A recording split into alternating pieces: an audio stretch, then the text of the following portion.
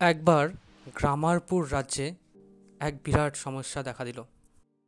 রাজা ভজহরি মান্নার দুশ্চিন্তায় ঘুম আসছিল না। ব্রিটিশ সরকার ঘোষণা করেছে যে সকল রাজ্যের রাজারা ইংরেজি জানে না তাদের রাজ্য নাকি ব্রিটিশ সরকারের অধীনে হবে। এদিকে রাজা ভজহরি মান্না ইংরেজির ইও বোঝেন না, বোঝেন শুধু রসগোল্লা ও মিষ্টি দই। রাজামশাই দুশ্চিন্তায় পড়লেন। হাতে তো মাত্র একটাই মাস, কি করা যায় বুঝে উঠতে পারছেন না। তখন মহারাজ ঘোষণা করলেন যে তাকে 1 মাসের মধ্যে ইংরেজি শিখিয়ে দেবে তাকে তিনি লুচি ও আনলিমিটেড তরকারি খাওয়াবেন। লোভ সামলাতে না পেরে তোমাদের প্রিয় দেবদা পৌঁছে গেল গ্রামারপুরে, ব্রিটিশ সরকারের হাত থেকে গ্রামারপুরকে রক্ষা করতে। আমি মহারাজকে বললাম, মহারাজ, ডোন্ট টেক চাপ, আমি আপনাকে মাত্র 4 দিনে ইংরেজি বলতে শিখিয়ে দেব, নইলে আপনি আমাকে যা শাস্তি দেবেন আমি মাথা পেতে নেব। শুনে রাজামশাই খুব খুশি হলেন। আমরা ক্লাসও শুরু করে দিলাম। Day number 1, subject. বাক্যে যে কাজ করে বা যার সম্বন্ধে কিছু বলা হয় তাকে বলা হয় সাবজেক্ট। ফর এক্সাম্পল, আমি রসগোল্লা খাই। উদাহরণ দিতে না দিতেই মহারাজ বলে উঠলেন, এই হতচ্ছাড়া, তুই আমার রসগোল্লা খাবি? আমার তো মাথায় হাত। আমি বললাম, মহারাজ, এটা তো একটা বাক্য, যা ইংরেজিতে বলার জন্য আমাদের সাবজেক্ট খুঁজে বের করতে হবে। এখানে কাজ করছেন কে? মহারাজ বললেন, আমি। হ্যাঁ, তাহলে এখানে আমি হলো সাবজেক্ট। আরেকটি উদাহরণ দিয়ে বললে, ধরুন, রসগোল্লা খেতে ভারী মিষ্টি। তা এ কথা তুমি মন্দ বলনি, সত্যি রসগোল্লা খেতে ভারী মিষ্টি। হ্যাঁ মহারাজ, তাহলে এই বাক্যে যখন রসগোল্লার ব্যাপারে বলা হচ্ছে, তাহলে সাবজেক্ট হলো রসগোল্লা। Day 2, verb. যাই হোক, কালকের ক্লাসটা কিন্তু খুব সুস্বাদু হয়েছিল। সেই রসগোল্লার উদাহরণটা দিয়ে সাবজেক্ট বিষয়টি খুব ভালোভাবেই বুঝে গেছি। আজ কিন্তু আর রসগোল্লা টসগোল্লায় চলবে না।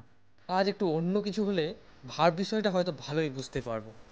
তা মহারাজ, আজকে আপনি কি খাবেন? আজ একটু ইলিশ টিলিশ হলে মন্দ হয় না। তাহলে আজকের উদাহরণ হলো, মহারাজ আজ ইলিশ মাছ খাবেন। এই বাক্যের সাবজেক্ট অর্থাৎ মহারাজ কি কাজ করবেন? ইলিশ মাছ খাবেন, অর্থাৎ খাবেন হলো ভার্ব।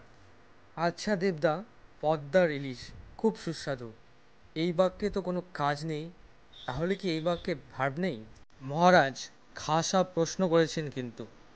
হ্যাঁ, অনেক সময় বাংলা বাক্যে আমরা ভার্ব ব্যবহার করি না, তবুও এই বাক্যটিকে ইংরেজিতে লেখার সময় আমাদের ইজকে ভার্ব হিসেবে নিতে হবে। তাহলে বাক্যটিকে আমাদের লিখতে হবে, the hilsa of Padma is very sweet. ধুর, রসগোল্লা মাথায় চলছে। বাক্যটি হবে, the hilsa of Padma is very delicious. Day 3, object. ভার্বকে কি বা কাকে দিয়ে প্রশ্ন করলে আমরা অবজেক্ট পাই। আমি রসগোল্লা খাই, এই উদাহরণে ভার্বকে কি দিয়ে প্রশ্ন করলে, অর্থাৎ আমি কি খাই, তখন আমরা উত্তরে পাই রসগোল্লা। তাহলে রসগোল্লা হলো অবজেক্ট, অর্থাৎ ভার্বকে যদি আমরা কি বা কাকে দিয়ে প্রশ্ন করি তাহলে আমরা অবজেক্ট পাই। সে না হয় কি দিয়ে প্রশ্ন করলে আমরা অবজেক্ট পাই, কিন্তু কাকে দিয়ে প্রশ্ন করে কিভাবে অবজেক্ট পাবো তা একবার বুঝিয়ে দাও দেবদা। আচ্ছা আচ্ছা, এক্ষুনি বুঝিয়ে দিচ্ছি। মহারাজ, যদি আপনি আমার ক্লাস করে ব্রিটিশ সরকারের হাত থেকে নিজের রাজ্যকে বাঁচিয়ে নেন, তাহলে আপনি আমাকে কি খাওয়াবেন? লুচি ও আনলিমিটেড তরকারি। তাহলে লুচি ও আনলিমিটেড তরকারি হয়ে গেল অবজেক্ট। আর কাকে খাওয়াবেন? আমাকে। তাহলে আমিও হলাম অবজেক্ট। A4, complement. আচ্ছা দেবদা, পদ্মার ইলিশ ভারী সুস্বাদু, এই বাক্যে হিলসা অফ পদ্মা হলো সাবজেক্ট আর ইজ হলো ভার্ব। তাহলে নিশ্চয়ই ভেরি ডেলিসিয়াস হবে object.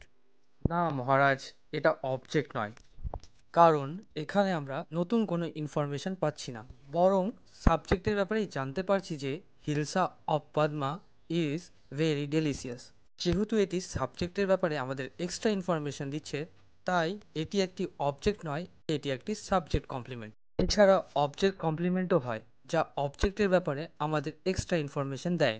For example, Bhajahari Manna, king of Grammarpur, appoint me as teacher. এখানে মি হলো অবজেক্ট আর অ্যাজ টিচার হলো অবজেক্ট কমপ্লিমেন্ট। 4 দিন ক্লাস করানোর পর মহারাজ ব্রিটিশ সরকারের সামনে নিজেকে I am Bhajahari Manna, king of Grammarpur, knows English and also love to eat rasgulla and mishti doi বলে নিজেকে ও নিজের রাজ্যকে ব্রিটিশ সরকারের হাত থেকে রক্ষা করলেন। আর এখন আমার জন্য লুচি ও আনলিমিটেড তরকার ব্যবস্থা করতে ব্যস্ত রয়েছেন। ততক্ষণ আমি তোমাদের সাথে রাজামশাইয়ের নোটগুলো শেয়ার করে নিই। The royal note. সাবজেক্ট, বাক্যে যে কাজ করেন বা যার সম্বন্ধে কিছু বলা হয় তা হলো সাবজেক্ট। হু দিয়ে প্রশ্ন করলে আমরা সাবজেক্ট পাই। ভার্ব, বাক্যে সাবজেক্ট যে কাজটি করছে তা হলো ভার্ব। অবজেক্ট, ভার্বকে হোয়াট বা হুম দিয়ে কোশ্চিন করলে আমরা উত্তরে যা পাই তা হলো অবজেক্ট। কমপ্লিমেন্ট, বাক্যে যে সমস্ত ওয়ার্ড সাবজেক্ট বা অবজেক্টের ব্যাপারে এক্সট্রা ইনফরমেশন দেয় সেগুলো হলো কমপ্লিমেন্ট। এতক্ষণে হয়তো লুচি ও তরকারি রেডি হয়ে গেছে। তোমরা নোটগুলো খাতায় তুলে নাও, আমি তো চললাম। Bye bye.